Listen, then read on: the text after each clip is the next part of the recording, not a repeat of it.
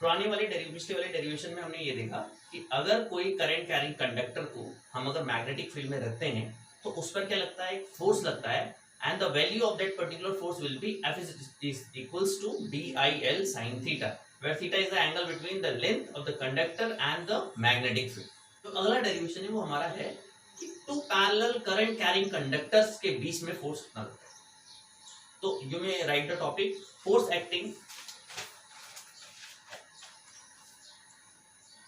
between the two parallel current carrying conductors.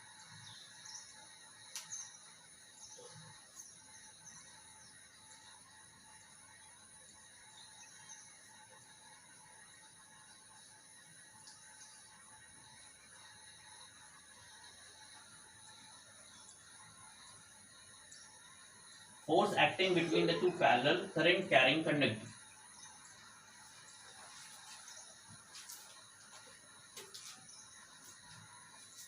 तो इस particular expression को निकालने के लिए हमें उस एक्सप्रेशन को बिल्कुल ध्यान में रखना जरूरी है जो हमने इससे पहले निकाला कि अगर कोई किसी करंट कैरिंग कंडक्टर को हम अगर मैग्नेटिक फील्ड में रखते हैं तो उस पर क्या लगता है, एक फोर्स लगता है और उस फोर्स की वैल्यू है F is equals to BIL sin theta. Right. Now, in this particular case, what I have written that force acting between the two parallel current carrying conductors. So, what I have considered, let us consider, say, let a current carrying conductor AB and CD. दो parallel current carrying conductor मैंने मान लिए AB और CD. You can take it as an infinite parallel current carrying conductors. ठीक है? In which I1 and I2 ampere of current are flowing. इस पर I1 चल रहा है, इस पर I2 चल रहा है. अभी के लिए मैंने इन दोनों के दोनों जो करंट्स की डायरेक्शन है सेम ली. Later on we will discuss कि अगर डायरेक्शन रिवर्स हो जाएगी तब क्या होगा. अभी मैंने मान लिया कि इस पर I1 चल रही है और इस पर कितनी चल रही है, I2. ये दोनों करंट कैरिंग कंडक्टर्स कुछ r डिस्टेंस से separated. The two current carrying conductors are separated by the distance r. Alright. Now what we have to find out? We have to find out the force acting between the two parallel current carrying conductors. कि इन दोनों parallel current carrying conductors के बीच में force कितना लगता है. Now अब हम इसमें क्या करेंगे, यहाँ तो मैग्नेटिक फील्ड भी नहीं है मगर हमें जरा थोड़ा सोचना पड़ेगा. अगर हम पहले वाले कंडक्टर को देखें, लेट अस कंसीडर मैं FCD निकालता हूं. FCD मतलब force acting on the current carrying conductor CD. क्योंकि जितना force current carrying conductor CD पे लगना है उतना ही force current carrying conductor AB पे लगना है. एक तरीके से हम कह सकते हैं कि ये जो मैं फोर्स निकालूंगा इसी फोर्स की वैल्यू जो है इन दोनों के बीच की वैल्यू होगी. Now force acting on this current carrying conductor CD, इसको समझते हैं कि CD पर कितना फोर्स लगेगा. अब मेरी बात को थोड़ा समझिए. AB जो आपका करंट कैरिंग कंडक्टर, इस पे I1 एम्पीयर की करंट फ्लो कर रही है और ओर्स्टेड ने हमें यह प्रूव करवाया कि अगर कोई करंट कैरिंग कंडक्टर है उसमें अगर करंट बह रही है तो वो क्या बनाती है, मैग्नेटिक फील्ड को बनाती है. It means that this particular AB current carrying conductor will create a magnetic field.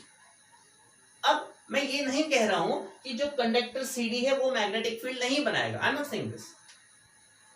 ठीक है, मगर मैं ये फाइंड आउट करना चाह रहा हूं कि CD पर कितना फोर्स लेगा तो मैं AB के मैग्नेटिक फील्ड को लेके चलूंगा ना, क्योंकि CD एक कंडक्टर है और AB ने जो मैग्नेटिक फील्ड बनाया है, सपोज ये मैग्नेटिक फील्ड रीजन है AB का. Now this particular conductor CD is placed in a magnetic field region of AB. मतलब AB का मैग्नेटिक फील्ड, AB ने जो मैग्नेटिक फील्ड बनाया CD उस मैग्नेटिक फील्ड के इन्फ्लुएंस में है. ठीक है, तो इसका मतलब CD पर जो फोर्स लगेगा according to our previous derivation कि force acting on a current carrying conductor when placed in a magnetic field वो कितना होता है, F is equals to BIL sin theta. Any doubt? F equals to क्या होता है, BIL sin theta.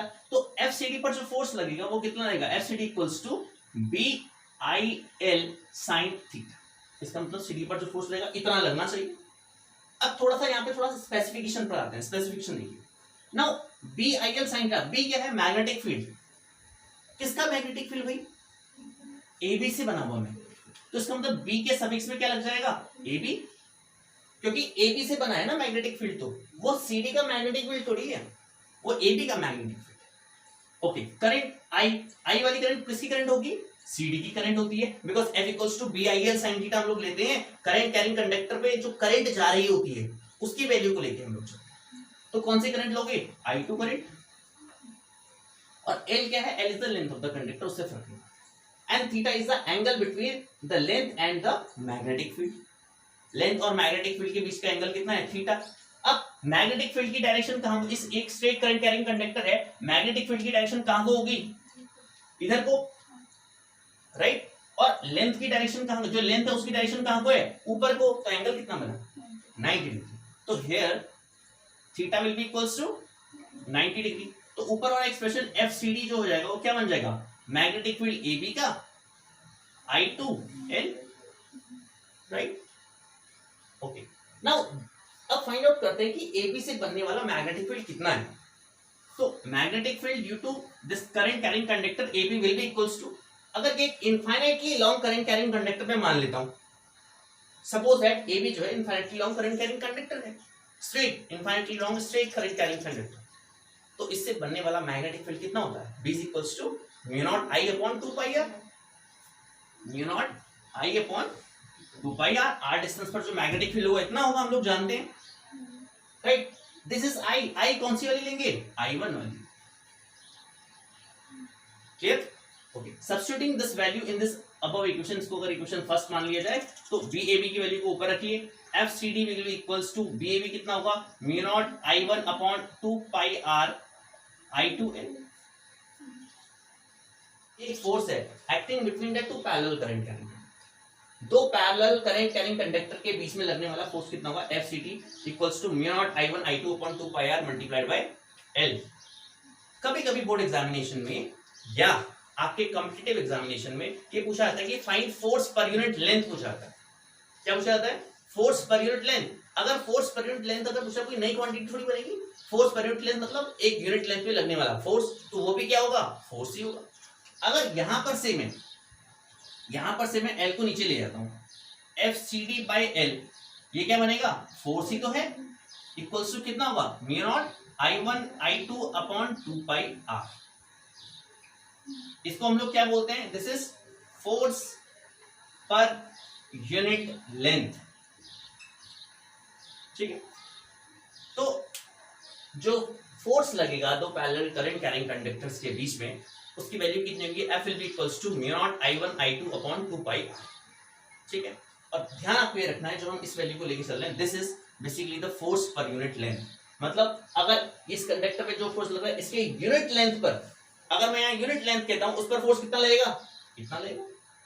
अगर मैं कहता हूं इस CD पर्टिकुलर पूरा करंट कैरिंग कंडक्टर, इस पर कितना फोर्स लगेगा, इतना फोर्स लगेगा, ठीक है। सिमिलरली अगर AB के लिए पूछा जाता है, अगर कहता है कि AB के लिए आप निकालिए, तो भी कितना लगेगा, इतना लगेगा, बिकॉज I1 करंट आनी है, I2 करंट आएगी, 2 पाई r नीचे आएगा, L आएगा।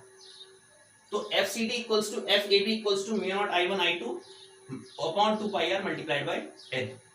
This is the expression this is the expression for the force acting between the two parallel current carrying conductors.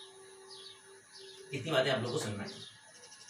अब यहां पर मैंने जो करंट की डायरेक्शन ली है, ठीक है, ये क्या ली है, same direction.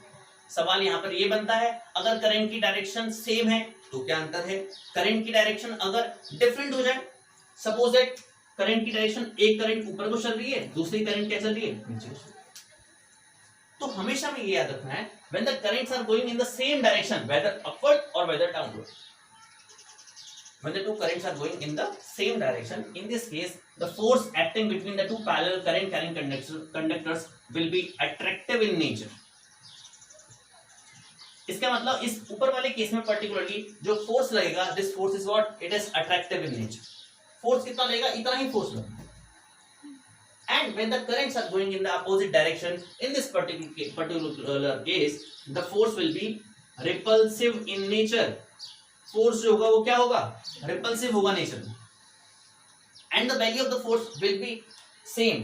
F will be equals to mu nought I1 I2 upon 2 pi r multiplied by क्या। तो करंट की जो डायरेक्शन है उससे हमें यह पता चलता है, अगर डायरेक्शन सेम जा रही है, एक ही डायरेक्शन में करंट बह रही है, तो जो फोर्स होगा वो क्या होगा, अट्रैक्टिव होगा। अगर अपोजिट डायरेक्शन में जा रही है, एक ऊपर को जा रहा है, एक नीचे को जा रहा है, तो इस पर्टिकुलर केस में जो फोर्स लगेगा वो क्या होगा,